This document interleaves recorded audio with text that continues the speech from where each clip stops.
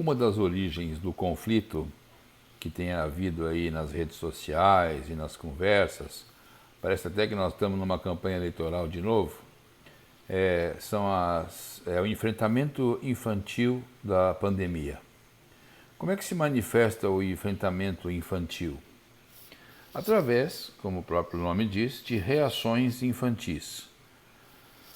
Não necessariamente em ordem de importância, nós temos a negação. A negação infantil se manifesta através da intolerância à frustração. Quer dizer, eu não aceito algo que me frustra. Eu não aceito algo que tolhe um desejo ou uma necessidade minha. Então, traduzindo isso, pessoas que simplesmente não aceitam, né, ver a sua vida repleta de frustrações, de cancelamentos, de perda de renda e de restrições. É interessante que algumas pessoas agem como se fosse só com elas. Então aí nós já temos o segundo traço do enfrentamento infantil, que é o egocentrismo. A criança ela é muito autocentrada, né? A criança a gente costuma dizer que ela é autorreferenciada. A criança tem muita dificuldade, se é que ela tem, né? É muito difícil ela ter empatia natural. Isso não é culpa da criança. Empatia é algo que se desenvolve com a maturidade. Então a criança normalmente ela é egocêntrica e egoísta. Então esse sofrimento, essa intolerância à frustração que gera sofrimento, muitas pessoas se comportam de uma maneira como se fosse só com elas. Não conseguem enxergar que existe o outro também, né? Outra forma de enfrentamento infantil da crise é o pensamento acrítico, ou seja, a incapacidade de pensar por si mesmo, analisando de modo reflexivo ou de modo crítico. A gente tem que tomar cuidado com a palavra crítica, porque muita gente, erroneamente inclusive, interpreta crítica como falar mal. Crítica não quer dizer falar mal, crítica é análise, é reflexão. Você tem, por exemplo, os críticos de arte, crítico de cinema. Ele não é um especialista em falar mal, é um especialista em fazer análises, né? Inclusive uma crítica de um determinado filme pode ser extremamente positiva, ou, como só vai acontecer, geralmente ela contém elementos positivos e negativos, né? Que nada pode ser tão perfeito e nada pode ser tão ruim. Então, esse pensamento acrítico, ou seja, a ausência de crítica, é o típico do traço infantil. A reboque disso vem a ação por impulso. Então você tem um quadro já mais ou menos completo, quer dizer, eu estou frustrado, muito bravo, sinto que não consigo enxergar que eu estou no meio de um monte de gente na mesma situação, estou autocentrado e perco a minha capacidade de reflexão, né? Pensamento acrítico. E outra característica do enfrentamento infantil da pandemia é o pensamento mágico. Essa é a questão da cloroquina, que virou um ponto de embate entre as pessoas, né? Hoje, se você falar para alguns grupos, se você falar um ai da cloroquina, se você falar alguma coisa científica, como por exemplo, a cloroquina é uma droga promissora, né? Mostrando em alguns trabalhos bons resultados, porém ainda não existem segurança suficiente para o uso indiscriminado em qualquer fase, em qualquer etapa.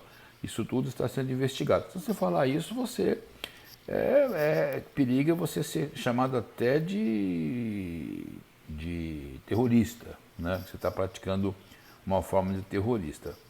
E de onde que vem então esse louvor pela cloroquina?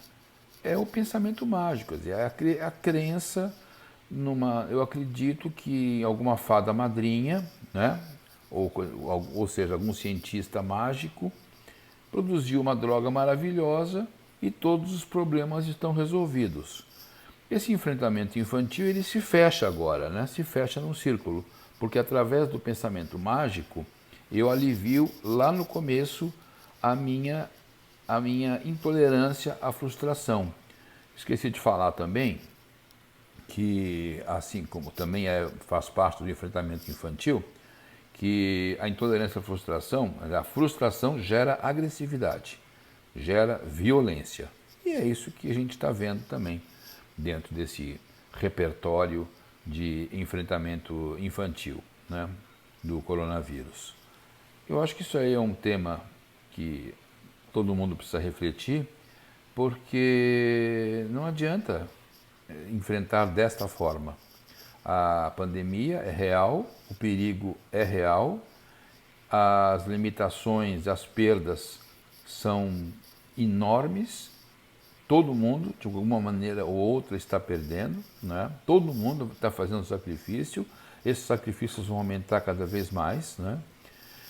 Então a gente precisa ter coragem, né? A gente precisa, eu tenho dito isso, nós precisamos lutar para nos acalmar e ter calma para lutar.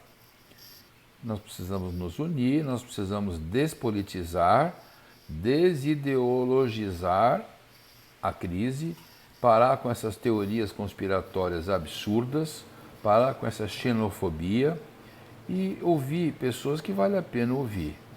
Parar de ouvir político de estimação, porque isso não leva ninguém a lugar nenhum.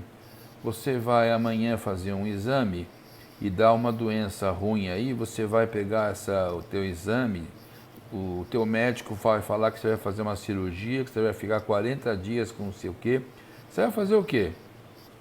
Se você consultar outro médico, que é uma chamada segunda opinião, ok. Agora em vez disso, você vai ouvir quem? O vereador?